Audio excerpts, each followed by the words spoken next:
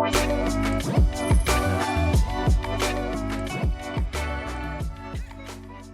welcome to another episode of the Arc of Ohio podcast. I am Lindsey Althouse, the Northwest Regional Director for the Arc, and I have Robyn here today. Robyn, how are you? I'm great. How are you? Thanks for having me. No problem. I'm good, hanging in there. Robyn is currently the Director of Education and Family Policy at the Arc of the United States in Washington, D.C. And in this role, she handles all legislative child care, child welfare, and paid family leave. Prior to Robyn's work at the ARC, she served as a legislative assistant and education policy fellow in the then Senator Kamala Harris's office, working on education, health, and labor issues. Before transitioning, Robyn earned her bachelor's degree in history, dance, secondary education from your sinus Or sinus. college and her master's degree in special education from Fordham University. Robyn is the sibling of Neil, who is autistic and received services from the Arc of New Jersey as a child. She resides with her husband and son in Washington, D.C. It's so exciting to have you. Thank you so much for having me. No problem. So, tell us a little bit about what is going on right now in Washington. Well, there are a lot of things going on in Washington, D.C. It is only January 6th and it feels like things have already kicked off. But I think kind of the biggest thing on our radar in the education world is what happened towards the end of the year last year, over the fall and in the winter. We saw significant staffing cuts at the Office of Special Education and Rehabilitative Services, which is called OSERS for short. That includes two offices, the Office of Special Education Programs, OSEP, and the Rehabilitation Services Administration, RSA. So those two offices make up OSERS. We saw nearly every person that works in those offices RIFT, which stands for a reduction in force. This was right after the government shutdown began in early October. Mhm. Um, and that's was really scary, and caused a lot of confusion and chaos because without staff, these two offices can't fulfill its main purposes, can't fulfill its main duties that are outlined in IDEA, and making sure that the money goes out to states, that Mhm. states are accountable and following all the tenets of IDEA, that there are people to hear and take complaints when a child's rights have been violated. A lot of things can't happen if we don't have staff in those offices. Now, those staff were reinstated after some lawsuits happened. And so we've kind of been on this roller coaster with, are these offices going to be staffed or are these offices aren't? The other thing that has been happening at the Department of Education happened through these things called IAAs, or interagency agreements.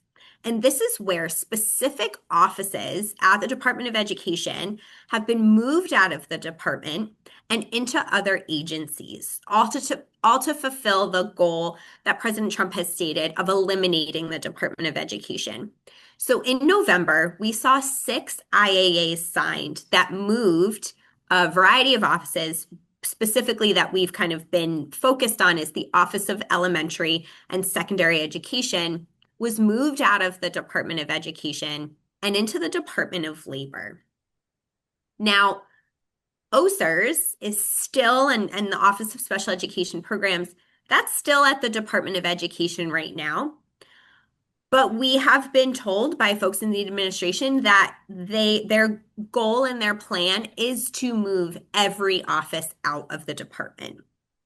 So we know, we know that the Department of Education will not house the Office of Special Education, will not serve as the oversight agency for special education. Initially, we had the administration had said that they were looking to the Department of Health and Human Services to house the department or to house the oversight of IDEA. But it sounds like they might also be considering moving it to the Department of Labor to keep it connected with the Office of Elementary and Secondary Ed. Which Um, makes the most sense. yeah, I think obviously we have a huge concern. The ARC of the US Mhm. thinks that, all of these programs should remain in the Department of Education and they all work together and they all should remain intact. That is where the expertise lives. That is also where legislation states that they have to be located. Um, but I think we have a really significant concern about um, moving the Office of Special Ed into the Department of Health and Human Services. I Yes. think both, right? Like kind of what it says about how we think about education for students with Hmm. disabilities, but also logistically. So I think I think it is saying that students with disabilities are not students to be taught and served. They're patients to be cured. It kind of brings us back to that medical model Hmm. of disability and kind of harkens back to that time when we're thinking about students with disabilities only being able to be educated in institutions or in hospitals, right? Hmm. I think it's also saying that it's fine if we separate out students with disabilities from general education students, that we can kind of put them in a silo over here in an entire different agency, because why would they ever need to talk to each other? Right. Um, and so I think we have great concern both about it being at HHS, but about it being separated from the main office that governs, general education K-12 in the country. Yeah, it's insanity. So it's always just feels like the lesser of two evils, like HHS or I guess the Department of Labor, which seems super random. So, is there anything else? I know that there was an update this past summer that you wanted to share. Um, uh, Update from this past December. Yep. Great. Yes. So one thing I wanted to share, something that we're actually very excited about, and I feel like right now I constantly want to be finding places I can share good news Hmm. and exciting You can news and always bring your good news here because it always hopeful just news. feels like it's a never-ending battle. Please bring your good news. Great. Just before kind of, that the holiday break, the Keeping All Students Safe Act was reintroduced. And what's really exciting and making me really hopeful right now is that this year it was actually reintroduced in the House in a bipartisan fashion, which means there's both a Democrat and a Republican leading Awesome. this bill. So the Keeping All Students Safe Act has been introduced year after year as we tried to get it passed. And it would ban the use of seclusion of students in schools, and it would significantly limit the use of restraints, including things like chemical restraints, mechanical restraints, and restraints that restrict breathing. So prone and supine restraints, where a child is restrained on their back or on their stomach. Um, we have been unsuccessful in getting this bill passed for over a decade, despite it being passed at a state level, in quite a few states. Mhm. And we think kind of the issue there is that states kind of have each state has their own individual rules and regulations about restraint and seclusion. But we know that this is a civil rights issue for students with disabilities because Hmm. they are um, uh, disproportionately represented in the Hmm. population of students who get restrained and secluded, right? Yes. And so we don't think that whether a student with a disability lives in Pennsylvania or lives in Arizona, that should determine whether or not they might experience harmful, Hmm. this harmful act at school.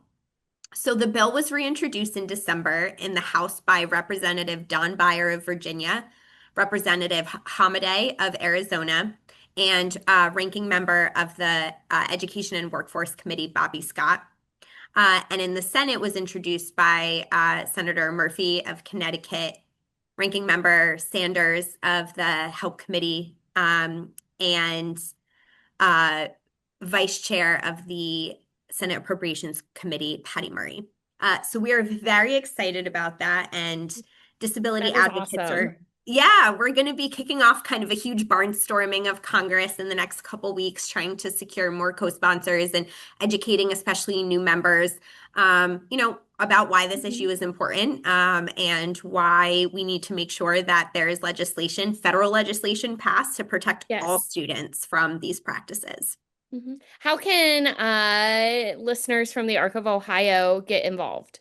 Well, certainly, the Arc of the U.S. will be as we kind of get further into January, we'll be updating our action alert. We're re-putting up our action alert about Hmm. this bill. It is currently not up on our website just yet, but if any Ohioans want to call their senators, their members, and say, please co-sponsor the Keeping All Students Safe Act, that would be great. And I'm happy, Lindsay, to share with you resources that you can share Yeah, with any definitely. We can folks. put them underneath at the when this episode airs or Great. comes out. We can put the info in so people can find it. Yeah, So, well, thank you so much for stopping by. It was so great to see you. And absolutely. Robyn will definitely be back once we figure out what's happening with OSERS. Yes. So it'll be a breaking news type of thing when it happens. Yes. And if So, I could leave with just one more hopeful of point and course. comment is that, despite all of the chaos and despite everything that is happening in the Department of Education, IDEA is still the law. Your child's IEP, if your child or someone you know has one, is still the law and should still be in place and should still be being followed. Just because they're, we're hearing some scary things about what is happening to education federally and at the department.